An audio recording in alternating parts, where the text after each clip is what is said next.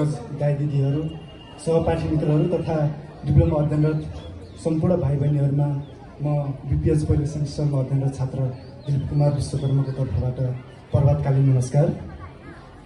म हजुरहरूको अगाडि आफ्नो एउटा कविता वाचन गर्न उपस्थित भएको छु र मैले वाचन गर्ने कविताको शीर्षक रहेको छ सरकार। यो कविता मैले आफ्नै व्यक्तिगत जीवनका अनुभवहरूलाई विषयवस्तु बनाएको छु र सुनिदिनु हुनेछ भन्ने पनि आशावादी छु र म कवितातर्फै जान चाहे। कविताको शीर्षक सरकार। सरकार मैले संविधानका धाराहरू पल्टाइरहँदा, सरकार मैले संविधानका धाराहरू पल्टाइरहँदा मेरा आँखाहरू गएर अडिन्छन् धारा 24 को उपधारा 1 मा गएर।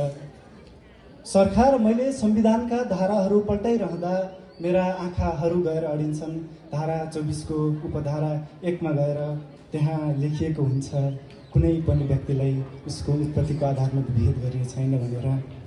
सरकार त्यहाँ लेखिएको हुन्छ कुनै पनि व्यक्तिलाई उसको उत्पत्तिको आधारमा विभेद गरिने छैन भनेर।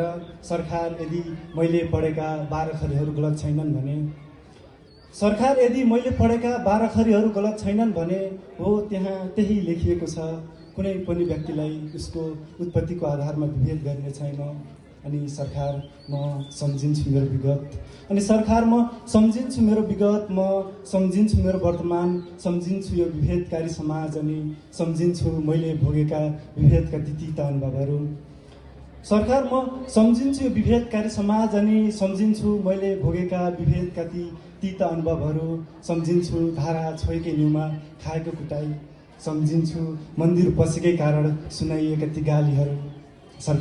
सरकार अब तिमी आफै भनिदेऊ, सरकार अब तिमी आफै भनिदेऊ म कहाँ गएर मागु मेरो विगतको न्याय, कहाँ गएर देखाउँ ती तिम्रा संविधानका धाराहरू। सरकार अब तिमी आफै भनिदेऊ म कहाँ गएर मागु मेरो विगतको न्याय, कहाँ गएर देखाउँ ती तिम्रा संविधानका धाराहरू। सरकार मैले 100औं थुङ्गा फुलका हामी एउटै माला नेपाली भनेर राष्ट्रिय गान गाइरहँदा, सरकार मैले 100औं थुङ्गा फुलका हामी एउटै माला नेपाली भनेर राष्ट्रिय गान गाइरहँदा सम्झिन्छु जेठ 10 विक्रम सम्वत 2077, सम्झिन्छु रुकुम पश्चिम, सम्झिन्छु त्यो भेरी नदी अनि सम्झिन्छु नवराज विकहरू।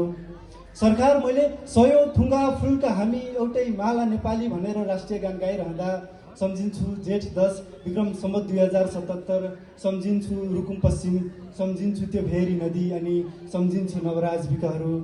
सरकार यदि अन्तर्जातीय प्रेम गर्नु साँच्चीकै अपराध हो भने, सरकार यदि अन्तर्जातीय प्रेम गर्नु साँच्चीकै अपराध हो भने हालिदेऊ मलाई कारागारमा, सुनाइदेऊ मलाई जन्म कैदको सजाय, हालिदेऊ मलाई कारागारमा, सुनाइदेऊ मलाई जन्म कैदको सजाय। धन्यवाद।